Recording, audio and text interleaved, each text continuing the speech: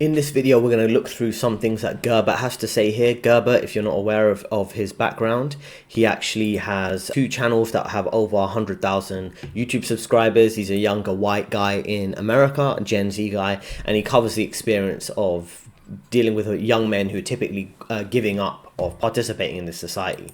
You have millions of men who are giving up on work, family, and purpose, and I try to help my clients, typically men who are focused on freedom, to build a resilient career strategy, secure promotions, and take back control over their future, right? I've worked with clients across many industries: tech, finance, engineering, accounting, private equity, real estate, all types of different industries. And I help clients build confidence, secure high-paying six-figure roles. And as things continue to get worse, going into 2026, I'd encourage you to reach out to me and we can find a coaching solution to help you with your career so you can really push forward and deal with what is demoralizing culture. Let's listen to what Gerbert has to say here. This generation has been rug pulled. The world we were prepared for, that we expected to inherit, no longer exists. We find ourselves in a desert of economic and social dating opportunities. No bitches, no paper, and no hope. Such seems to be the standard for the economically inviable excess Gen Z man. I spent the bulk of my time making content on both of my channels talking about this stuff. It's just all about Gen Z problems, particularly Gen Z men problem. There is truth to this situation. And when you ask, how do you keep going? And when you say you think maybe giving up might be a good idea, I will tell you there was a certain point immersed in all of this where I did give up. I reached the bottom of the dark, doom, black pill ideas, and eventually it did start to color my perception of everything. Now, in my case, it wasn't a conscious decision to give up. I just gradually became more disillusioned. So before we continue with the clips here, there's a broader issue here that we see here. It's not just the minor little moments where you might have a bad day. It's really a systemic issue where many men are dropping out and feeling like there's no hope, right? No hope, no hoes, penniless and bitchless. This is what ends up happening with a lot of guys, right? They end up having no outlet for any form of success in their life, whether it's career, finances, socially being popular, relationship success, things like that. So economically, having difficulty keeping a job, buying a house, having any form of stability there. Socially, not having much success dating. There's the famous statistic that goes out all the time where they did some survey of younger men or women too in their 20s, and it basically showed that 70% of men are single and about 30% of women are single, which suggests more and more women are sleeping with the same guys, and many men are just locked out the dating market. And then you've got lots of mental issues, right? People feeling like there's no hope, not even no hope for themselves, but for their community, for their country. They see mass migration, they see the government lying and being corrupt, government officials getting up to all types of inappropriate activity, higher tax. There's no sense of, oh, anything's going in the right direction. And I think if one aspect was broken, maybe the economy was bad, but society was in a healthy place, people won't be so bothered. But it's like everything's dysfunctional. It's not just one little thing. And it becomes things quite difficult for men like this to be quite motivated because the system's gradually wearing them down. It's financial warfare, it's social warfare, it's psychological warfare against you. In many ways, it's spiritual warfare, right? It creates a lot of disillusioned, apathetic men who end up giving up. And then I often use the whole reference about being a samurai, taking action in terms of being a minimalist, being focused on developing skills, being independent, being inspired by whatever inspires you, whether it's your religion or your race or your philosophical beliefs, accumulating assets where possible through saving and investing, and just basically focusing on living life on your terms. Let's continue to listen to him here. Towards them. But I became increasingly disillusioned by all of this self-improvement stuff as well. It just seems like a sort of red pill marketing tactic. It seemed to be endless hard competition for increasingly dwindling results. The only motivation or hope for the future my mind would conjure up would be these sporadic daydreams. that did not demonstrate any sort of real intention or plan. It was just like fantasy. The feeling you describe about not caring if you wake up or not is also real. It's a sense of being in limbo, not really wanting to live, but not actively wanting to not live. But it's all good, dog. That's how it is. You didn't think you would go your whole life without a period where you're yearning for the sweet release, did you? Get real. We're here. It ain't all roses and hoes. All of that is to say, I feel you. I get it. But now I must This is the thing. After you hit that low point as a man where you realize things are kind of rigged against you, what are you going to do? And I have all these metaphors that I use in some of my little clips. I don't know if you've seen any of these things I've shared before, but I will say this.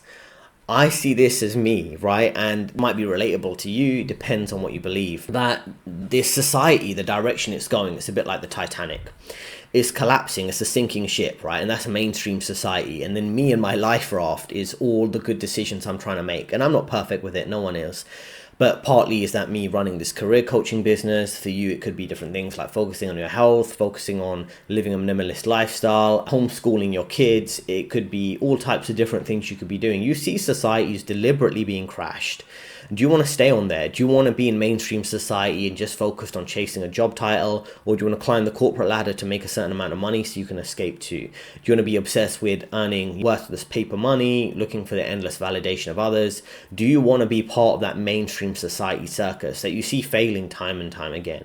So many people in high rates of divorce, dysfunctional societies, brainwashed kids that they're raising through the schooling system, over leveraged, big mortgages, constantly stressed, not feeling the best in terms of their health and things like that. Or do you want to escape in some way, shape or form? And when you realize you want to escape or build your own thing, you're going to have to constantly make decisions that other people are going to think are weird or unusual, because the majority of people are losers. So if you want to be a winner, you're going to have to make different decisions, right? And then you can become more motivated, focus on your personal goals, develop a game plan and focus on pivots in that. I've changed many times and I've been working on what works best for my clients, what works best for me in terms of my life schedule, in terms of how I promote my career coaching business, or even when I was throughout my career, pivoting my career from one company to the other, one company dealing with a toxic manager, another company I worked there, did quite well, and then the girl boss type of thing got annoying and I had to leave. I went to another company where I worked with C-suite level executives.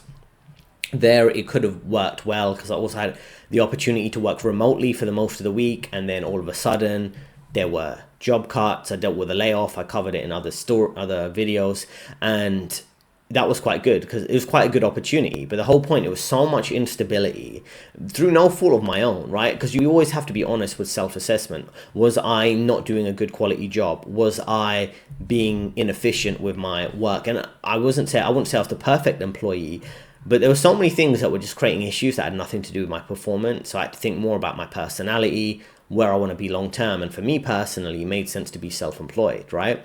And I'm still working on building out this channel, of course, hopefully be bigger in the next few months, because I'm going to try and post one video every day without any gaps. But the whole point, you constantly have to pivot and change throughout life. Looking for that kind of sustainable, stable, dead-end type of solution is just not going to work out. And I understand why many men, when they're faced with this reality, they end up doing LDAR, which is like an incel black pill term, which is lay down and rot. They just give up. They just keep to themselves, develop some form of a bad habit, some form of constant escapism. And like the typical thing would be just playing video games and not talking to anyone and just never leaving their apartment or their room. That's what ends up happening with a lot of people, right? Most people are being trained in this system to be average, and average is not good in this society. Average isn't a wife, kids, and a house in the suburbs. Average is quite a low quality of life, right? Now you see a society where there are big winners and big losers. Now, it's up to you how you want to live, right? What type of lifestyle do you want to do? Do you want to try at something and fail, right? Because there's no guarantee what I'm doing is going to work out. But I realized I hit a point in my life where I was like, I'll do anything to make this work. And I've made tons of sacrifices. I deal with a lot of instability moving forward, for example, still growing a small YouTube channel, getting my clients coming in. But at the same time, if I'm committed to winning or crashing and burning, and sometimes you're going to have those big kind of turning points. You're going to go all in, or you're just going to keep plodding away with the way you're doing things when you think it might not be the best answer for you. So many men who are going to take that risk, being willing to crash and burn, going on a kamikaze mission, that's what can work out for you. What risks are you willing to take, right? How much do you have to lose? Will you give up your dreams just to be average like everyone else? And it's up to you what you want to do, because the system's broken. You can find loopholes and take the big risks, or you can just live a life of quiet desperation, which was a meme that went round a few years ago on Joe Rogan, where he was talking about how many men live lives of quiet desperation, a slow death of bad habits, watching the football, drinking beers, not going anywhere, just whinging and complaining about everything. So let's go through more little clips here. I hope this is giving you a lot to think about, right, in terms of how you want to live your life, because he's posing the scenario of someone who a young man who essentially just came out of dealing with the black pill or depression or being unhappy with his state in life. But he came to face the reality. He's not living under the boomer delusion of, oh, I'm just going to work a stable job and have a big house and live life like the boomers did. You're constantly under attack through social pressure, through a very difficult reality. Any step you take is a big risk. You buy a house, a massive mortgage. You need to make sure you keep your job. You get married, risk of divorce. That could really financially ruin you. You have the kids could go to school and be brainwashed, right? So it's like you have to really address reality from where you are and what you want to do, and really think carefully there. And that's why some people are looking at different income sources, different employment avenues, leaving the West, things like that. So you've really got to be honest with yourself. And I'm giving you the perspective of someone who came out of that situation in terms of thinking about these different solutions, and him too.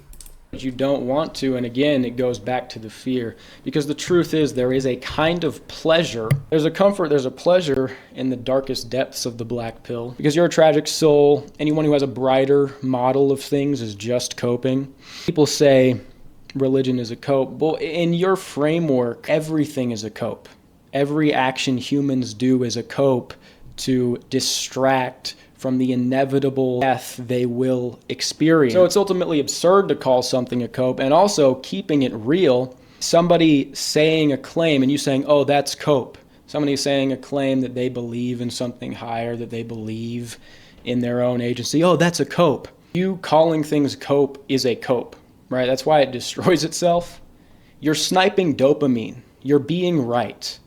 You're just sitting in your self-satisfied void where you can shoot everything down and be miserable forever. There's a pleasure and comfort in sitting there and always knowing you will be right, and bad things will continue to happen to you, and you will be right. Answer the question, how do I keep going? Why haven't I given up? Whatever. I'm not a materialist.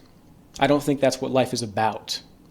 It's not about, oh, have fun, climb up, make money, everything has to be good, I have to be comfy, snuggle. That's not what this shit is. I talk about the So look, he's making many good points here, right? So firstly, when you're a man and you try and improve your life, firstly, not only are you going to get hate from other people who are going to get jealous and insecure about it, but then they use this term cope. And I've seen this all the time. You've probably seen it online. A man's doing something to improve his life and it's called cope. Oh, you're trying to improve your financial situation, your career, your health, your fitness, you're coping, you're distracting yourself from how dysfunctional this society is, right? And I think you should often push to what you want in life, independent of people's opinions, people trying to talk down on you, right? I would think, and let me know in the comments, what are your core values? Because once you determine your top 3 or 4 core values, then you design your life around that, or at least your free time at work, outside of work, and what type of job and career you pursue around that. Now, success isn't a zero-sum game. It's not like, oh, you're going to make all the money in the world or you're going to make nothing. Typically, there is a lot of mid-range there, of course, right? So if you strive to push your dreams to make that reality, to have the ideal career you want, the ideal lifestyle design you want, you might not get it exactly, but you'll get as close as you can. And there is a lot to be said about your thoughts determining reality, right? Because many people just think negative thoughts. They're all consumed with news, politics, some negative things that are going on around them, like society declining. It could be situations like gossiping about other people's success, feeling envious, and then you end up compounding that type of thing rather than focusing in a positive way on your dreams and aspirations and pursuing that. And he makes it very important here about how people are forced into, right, materialism, in the sense that you're told you to work and consume rather than living a purpose-driven life. And if you live a purpose-driven life, all of a sudden so many things fall into place, particularly as a man. And you've seen me cover the videos of AMS, Alpha Male Strategies, in his book. In another video, he always talks about pursuing your purpose, even though people might say, oh, well, that guy or some of the content online they're produced for men, it's all about making more money, dating more women, things like that. But really, if you have a life of purpose, then firstly, you're not going to waste a lot of your money buying things to make yourself feel good because you're not feeling happy about your life, or to make other people jealous. Firstly, you're focused on your purpose, so you know what that is. You take a lot of your money and you might invest it, so you have more free time to focus on building your business, for example. And then also, it's the thing is like you can focus on being more creative and succeeding in that way, and being smart with your time rather than just doing what everyone else is doing. Because so many times people actually don't know what they want. All they know is they see someone else, they get jealous of them, or they try to passive aggressively complete with them, and then they do that. Oh, they've got that job title, I want that job. They're making this much money, I want that much money. And then people do this and they make very bad, not only career decisions, but financial decisions, paying for overpriced weddings, foreign weddings. You've seen many people who would live in the UK or whichever country they're living in, and they'll pay for a very expensive wedding abroad and pay for everyone's flight to go to that country. And you people can do what they want. It's up to you if you want to have an expensive wedding or a big house that you don't really need. But that comes at a cost, right? You might think, oh, well, everyone else is doing it, I'll just copy them. But that limits your freedom, because all that extra money you could have invested for longer term financial freedom, to retire early, to travel, to live life how you want to really live it. And I'll tell you a bit about myself in terms of I've traveled to many countries, right? I've been to El Salvador, Mexico, Paraguay, Panama, Brazil briefly, Colombia, Japan, China, America, and things like that. A few other countries that I'm not remembering. But the point is, when you travel, particularly solo travel as a man, where you travel by yourself or maybe with a small group, you realize as a man you really don't want that much materially. And a lot of those material requirements are just social status things that you have, particularly in the West, to demonstrate to others. Oh, you got a particular car, or you live in a particular area, you might own some expensive clothing. And that never mattered to me. And I realized as a man, a large part of your self-fulfillment comes from a sense of adventure. And if you don't believe me, you could try that for a weekend by yourself with others. Go on a nature trip, whether it's going hiking, whether it's going to another country where you feel safe and you'll be okay. And you realize, like, I just enjoy kind of life on my own terms, having my own schedule, making money on my own terms. Yeah, I want to make a lot of money, and yeah, it's good to own nice things and have maybe multiple properties and things like that. But what are the kind of core beliefs you have? And if you organize your life around that, you'll be so much more fulfilled. And then when it comes to wasting money on something, you just won't do it, because you'll be like, well, that's not really bringing me any fulfillment. I'm cool with how I am, and I want to save for maybe a bigger goal. Maybe you're looking for a nicer apartment rather than an oversized house. Those are the type of things, because you're more fulfilled internally by living your life purpose every day, whether it's going gym in the morning, spending your day focused on your business, and your evening developing other skills. You just end up needing less, escaping the materialistic trap, and you have minimalist freedom. Let's listen to more comments here. Not able to do them, it's pointless. I really did become disillusioned with self-improvement, and there was truth to that. I made a video, I can't remember, it was like Fake Hope or something. In it, I talked about how the law of attraction is kind of like it itself is saturated. Are getting declining, not that slowly anymore after the pandemic, honestly. They're declining, so all these people are trying to get the same things. They're all like, and this to a large degree is still true. I have changed my tone about these things, though. A book called Our Thoughts Determine Our Lives, The Life and Teachings of Elder Thaddeus of Vitrovnica. Reading this was able to reconcile something in my mind. I still maybe felt there was something about this law of attraction stuff. It was just completely off. And this reconciled it for me. And as I read more and more, I found more and more philosophers, great men I respect and would like to follow and emulate. they have similar teachings, they have similar outlooks. It differs from The Secret, from all this manifestation practice, but it still is highlighting the same metaphysical principle, which I have become entirely convinced of, which is that your life corresponds to your predominant mental attitude. St. Paisios of Mount Athos says similar things. If you read about his dialogues with people who came to visit him and ask for his advice. I mean, it's the purpose of prayer. A thought is a thing. It has energy and form. People don't control them. They're controlled by them. They get in these neurotic thought patterns, and their life gets much worse. You don't have to believe me. Too many men I respect hold this belief, and I have seen it happen. People enter this negativity spiral. They constantly express fear, despair. That's all they think about, and it keeps on happening. I've seen it way too many times. But this does differ from The Secret. It differs from these manifestation techniques. You just sit down and you try to imagine all these things, because all that stuff is entirely connected and dependent upon the result. It feeds the greed, the lust, what would be called the passions. When you can observe the principle itself, if you're always thinking about the problems in your life, you will find you always have more problems. If you instead switch your mindset to being grateful and thinking peaceful, good things about yourself and others, you will find your life will be peaceful. You will have more things to be grateful for. I experienced this in immersing myself in all these black pills, in accepting all of these things. Not only the genetic determinism stuff, but the economic, the other social issues facing Gen Z now. Oh, it's so much worse than it was. Then their mindset was so optimistic about the future. Now everything's pessimistic, everything's going down. I saw this and it colored my whole view of the world. And I did. So that kind of brings me on to a key question he asked, which he says, who do you respect, right? And he mentioned some books he was reading about law of attraction and things like that. But something I realized is throughout my life, I always geared my compass of life based on who I respect versus who they tell me to respect. For example, earlier on in life, I remember actually reading books and things about 50 Cent, right? And some of the challenges he overcame and how he put himself in the position he's in now. Later in life, there's a YouTuber called Elliot Hulse who is kind of focused on launching his own business, even though he wasn't in a great financial situation. He had a wife and like 2 or 3 kids. I think now they have 4 or 5 kids. He had a lot of credit card debt. He was renting a house to live with his family. He didn't own a lot of things, and he started doing workouts to train people in the park with some equipment he found in a junkyard, like tires, tire flipping, different functional movements with chains and things like that.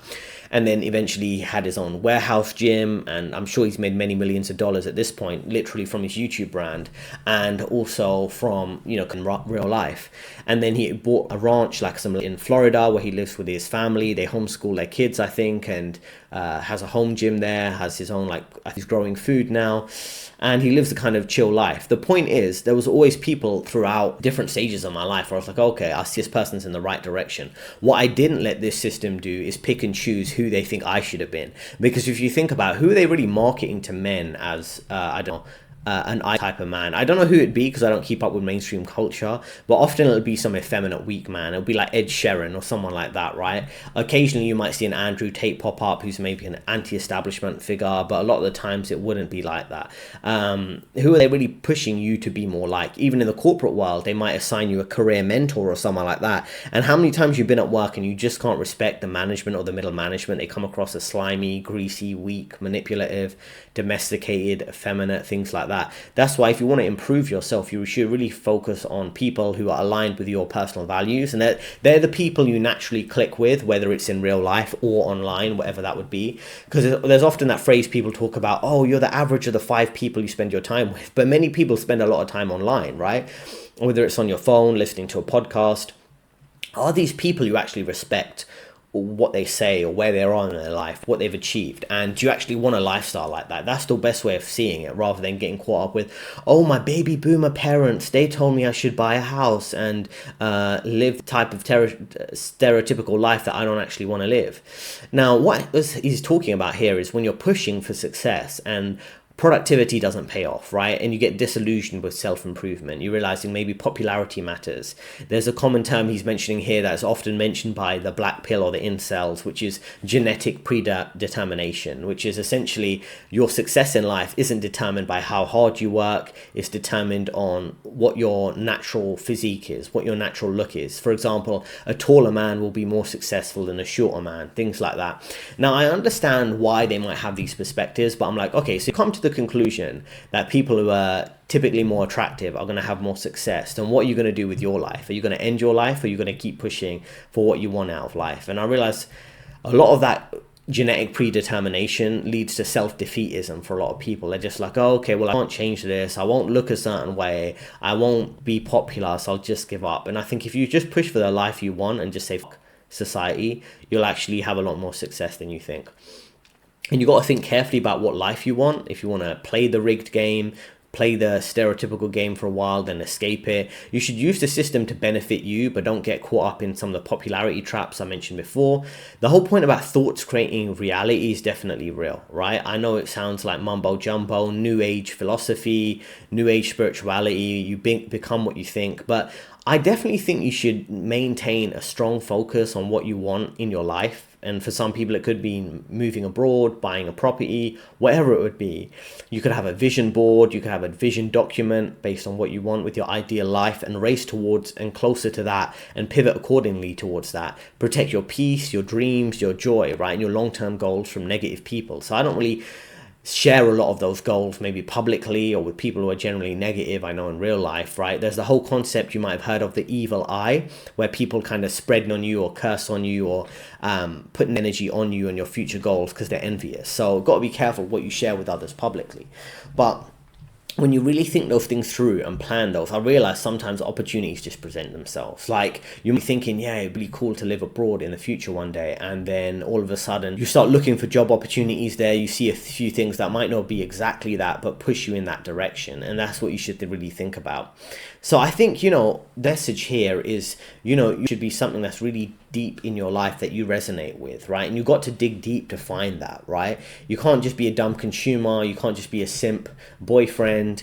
You can really decide. You're free to do what you want to do. If the social contract's broken and you don't have to play by the rules like the guy isn't, like women aren't, like other generations or demographics aren't, you shouldn't tie yourself to a set of rules that worked for the baby boomer generation. Figure out what you want as a man and go ahead and pursue that. Now let's listen to the final clip here. But not even like that. I could have grown this channel a lot more if I would have been more active, certain moments of growth. But I was in this spiral. I was in this state of apathy because that all I would think about is the problem. So I would always encounter more problems. And my pessimistic outlook of the world colored my life.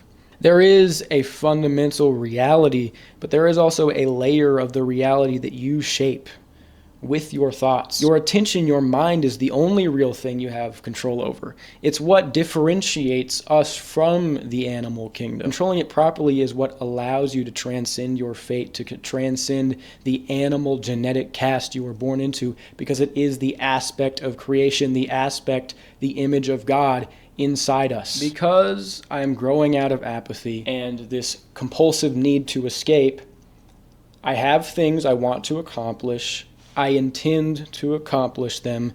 I am letting go of my dependence on the outcome, my lust to really achieve these things.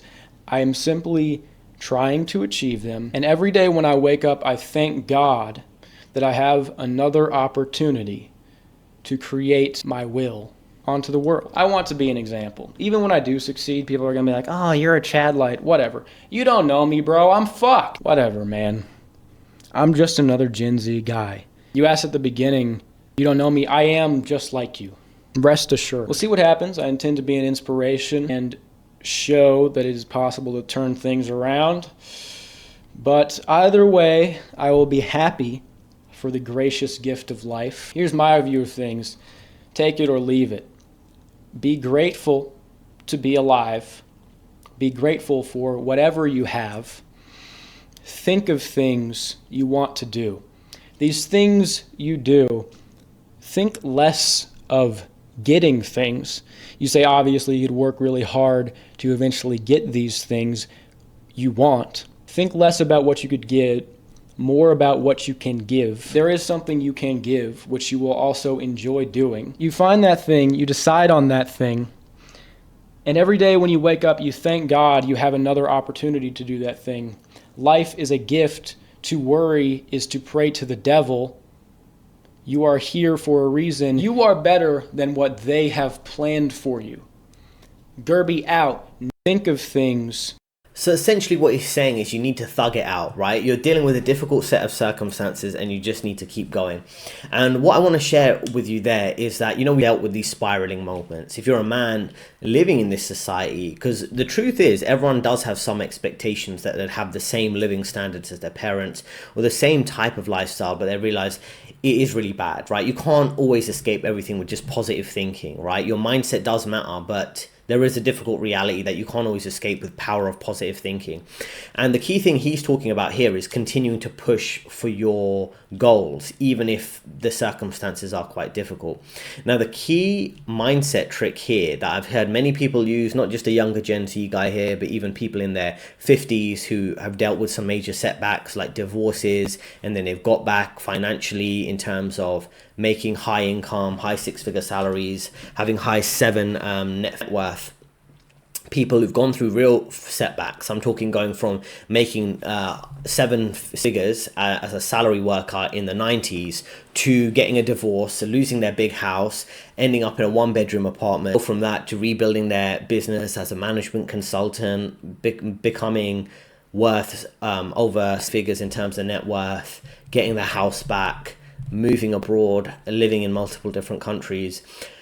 One of their key techniques, and his technique here, even though he doesn't use the term, is outcome independence, where you're independent of the outcome. You're like, I'm going to keep pushing for this end goal I want, but I'm not going to be so attached to it that it annoys me every day if I haven't reached it, right? So it could be a fitness goal, it could be a finance goal. You just keep getting up every day and pushing in the right direction. You do some self-analysis every day, and if you're doing the right thing, if you need to pivot, if you need to change a little. But the whole point is you're not so tied to that end goal that it frustrates you every day that you're not there. You're outcome independent, right? But end of the day, many people actually don't have their end goal in mind, right? And in my opinion, it's not about giving up. It's not about giving to a society that's taking from you. What it's building. You're building every day. Every day is one brick at a time, right? You're incorporating your values and what you build. And if you think about my career coaching channel, which I have here, I could have been very politically correct, right? I could have parroted, if you want to work in finance, this is how you do it. Here are 5 top tips for your resume, right? But it would have been a bit boring and it wouldn't have incorporated my values. There's something quite unique about my channel, his channel, anything you build, even if it's a lifestyle thing and it's not a business, it's just the way you build a house, the way you decorate your interior decor of your house, the way you dress, the way you speak, all of it has an aspect of your personality into it if you're really thinking it through, because many people don't have that end goal in mind. They're just going through the motions. So you got to have a clear end goal in mind, incorporate a bit of your personality and your values into all of it. Now, if you're looking for a solution and you really want to push forward in the right direction, at the end of the day, millions of men are giving up on work, family, and purpose, right? But you don't have to be one of them. You can build a resilient career strategy, secure promotions, take back control over your future and your life and your financial freedom, like I've done for many clients across many industries. Now, we know the economy is going to continue to get worse, so it's best to get started now with finding a solution. There's a link in the description to speak with me directly. Let me know what you think about these little clips I shared with you, and 2 recommended videos on your screen right now. I'll see you next time.